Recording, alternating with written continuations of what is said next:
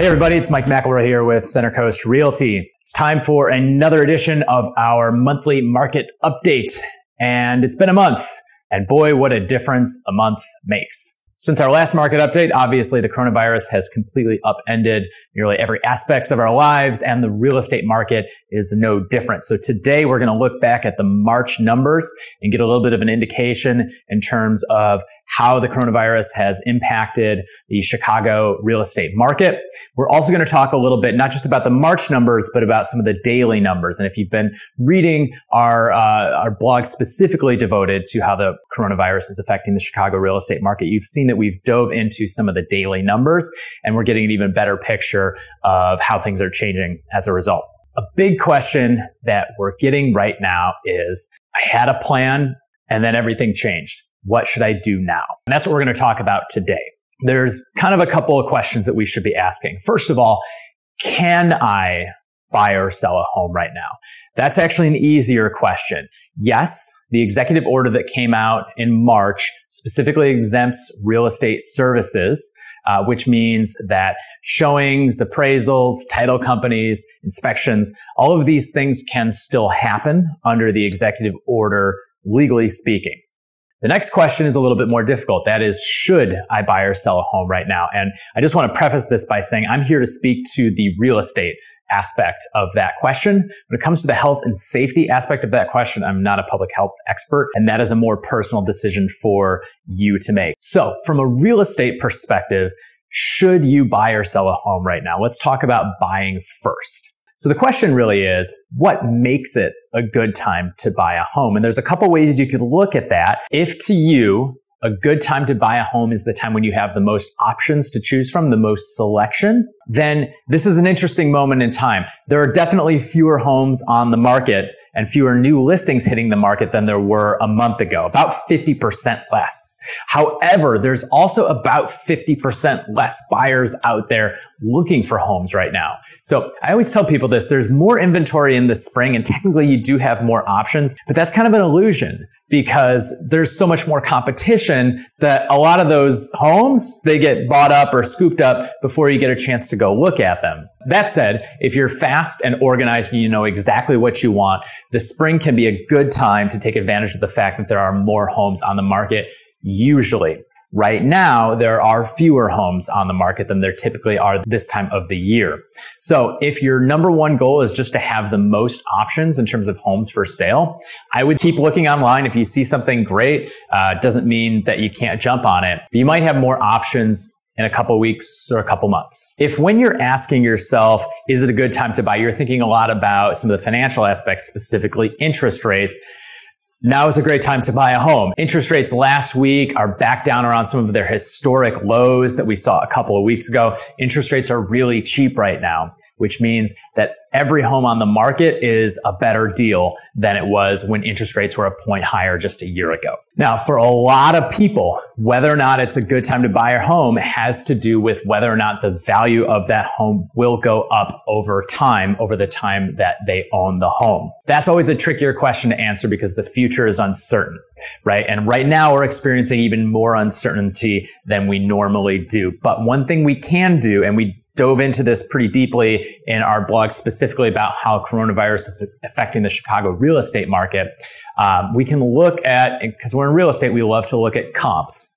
And one comparable that we have is China when the SARS epidemic hit. And when we do that, we see that even though real estate activity, the number of transactions dropped off a cliff and then took about 6 to 8 months to recover, home prices were not dramatically affected during that time. The other thing to keep in mind is if you're buying a home, hopefully you're buying it to own for a while. Okay, so even if home prices fall a little bit this year, what happens over the next 4, 5, 6, 7 years is much more important. If you're trying to time the bottom, we've definitely found a few people who are kind of trying to time the bottom of this thing. You know, again, if that's your style, more power to you. I think it's pretty difficult right now with the rapidly evolving uncertainty of this situation. But if you're trying to time the bottom of it, then feel free to reach out to us and we can talk a little about specifically what you're looking for. What I would do though, honestly, is just look for places that you like, look for great prices, and look for an opportunity to get a good deal on an active listing right now. When it comes to whether or not it's a good time to buy, it's really about your appetite for risk. There are going to be some good deals out there right now and for the next couple weeks, maybe months. At some point, this market is going to snap back and there's going to be pent-up demand, and that is going to create a lot of additional, it's going to be like spring 2.0. Instead of that happening in March and April, it could happen in June or July and August. It's really going to be interesting to see. If you're feeling a little bit less secure in your job situation, or you don't quite have the same appetite for risk, sit it out.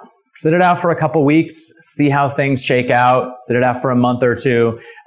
Again, you could have even more competition in a couple of months, but it won't be any different than if you had been buying in March or April in a normal market. All right, now let's talk to the home sellers or potential home sellers. Should you sell your home right now? Well, normally we tell sellers to sell when there are more buyers out looking and there are more homes going under contract. So contracts typically peak in March and April. That's not going to happen this year. Okay. It's just not.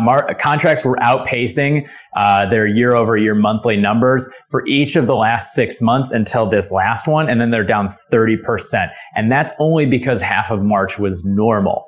If we look at just a 7-day trailing average, contracts are down more like 50%. Okay, so there's been a significant decrease in demand. Meanwhile, showing traffic, which is an even earlier indicator of demand, has dropped by about 50% as well. Actually, a little bit more than 50%. That said, if you click on the link in our market update, you can see a link to this. It went off a cliff and then it just kind of leveled off. So at least the showing traffic curve has flattened for now. So demand down by about 50% right now. So not a good time to sell, right? Well, anecdotally, what I can tell you is that our listings that are on the market, we've actually put a couple listings on the market in the midst of this because our sellers really needed to sell. And we're getting strong offers on those listings. Great offers, actually. It could be because the people who are out there in the market right now are serious. They are really looking to buy. And meanwhile, even though demand is down by about 50%, supply is down by about the same amount as well. So here's what I would tell you if you're thinking about whether or not now is a good time to sell. If you need to sell right now, it's not the end of the world. Like I said, we're still seeing strong offers, and even though demand is down, your competition is too.